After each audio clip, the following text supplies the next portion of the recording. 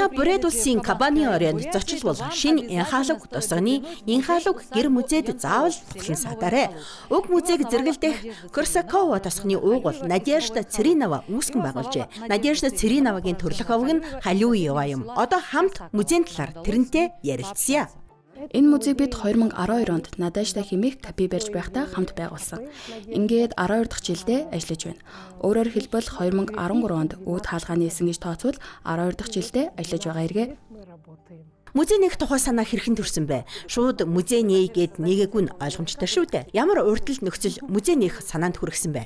Манай Дулаан тосгон байгаль нуурын эрэгт оршдог. Бидний уугуул сэлэн мөрний баруун иргэдэх цорын ганц тосгон юм л да. Тиймээс Худаарын буюу Кударинскийн Бурятыг таниулан сурталчлах, Дулаан тосгоны түүхийг хадгалж хойч үедээ хадгалан үлдээх, газар газрын зуучдад өөрсдийнхөө тухай таниулан мэдүүлэхийг хүссэн. Манай музейн зөвхөн архивын баримт мэдээнд суурилсан эд өглөг болон бусад соёлын ховор үзмрүүдийг дэлгэн харуулгаараа онцлогтой.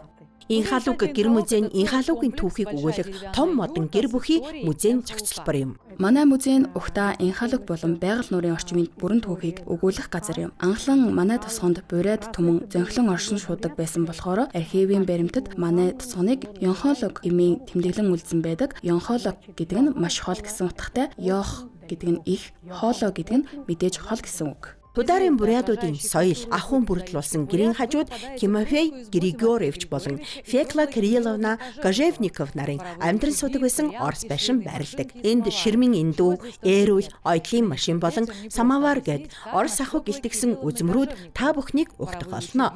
Өнөө цагийн хүүхдүүдэд тэдний өвөг дээдэс ширмэн индүүгээр хэрхэн хувцас индүүдэд байсныг таниулан тайлбарлахад ихэд гайхан сонирхдог байна. Би энэ байшинг 12 жилийн өмнө худалдаж авсан. Манай нутгийн оршин суугчид болох Тимофей Григорьевич, Пекла Кирилловна Кожевниковын гэр юм л да. 6 хүүхэдтэй өнөр айл байсан юм. Энэ жил хүүхдүүд нь бүгдээрээ ирж музейд зочлон саадсан.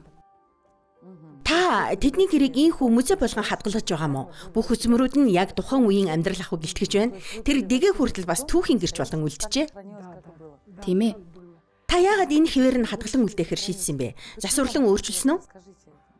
Түүхийн гэрч болсон зүйлс Бурят болон Орос хоёр түмэн олон зууны турш хамтаар найрсаг амьдарч ирсний гэрч юм да. Тэр жил байгалийн нуурын эрг нурж 5 Бурят аймгийн оршин суугчдын гэр орон сүйдсэн л дээ. Яг шинэ жилийн өмнө болсон хэрэг. Тэднийг Оросууд өөрийн гэртээ байшиндаа оруулж хамтдаа амьдарч байсан түүхтэй.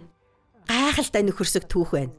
Үнэхээр сайхан түүх. Надежда Петровна өөрөө биечлэн бүх үзмрүүдэд цуглуулсан. Тухайлбал тайжийн гэрт гэхэд тайж олон үед уламжлан хадгалсан онцлог үзмөр хүртэл байдаг. Оросын Хатан хаан 2 дугаар Екатеринагийн зарилгын хуулбар, сэлэн болон Худаарын Бурят эмэгтэй дээлдээд маш ховор үзмрүүдтэй. Үзмөр бүрийг хараад архив судалж байгаль нуурын эрэг дагуу Кабанский аймгийн тосгодоос асар ховор содон үзмөр цуглуулсан нь илхэн харагддаг. Надежда Петровна бидэнд музейн тухай дэлгэрэнгүй танилцуулсанд их баярлалаа. Байгаль нуурын эрэгт оршин суугч ард түмнүүдийн ахуй амьдралын түүхийг өгүүлж, ариун нууртай шүтэн барилгатай амьдарч байсныг таниулан ярьж өгсөнд ихэд талархаж байна. Үнэхээр сонирхолтой байлаа. Ихийг ч мэдэж авлаа. Талархъя. Та бүхэн Энхалуг гэр музейд зочлон ирж ихэд нандинан цуглуулсан түүхийн ховор үзмрүүдтэй танилцаарай. Гэр музейн хаяг Кабанский аймгийн шинэ Энхалуг тосгоны Тьешная гудамжны 25-ын 1 тоод. Та бүхнийг урьж байна.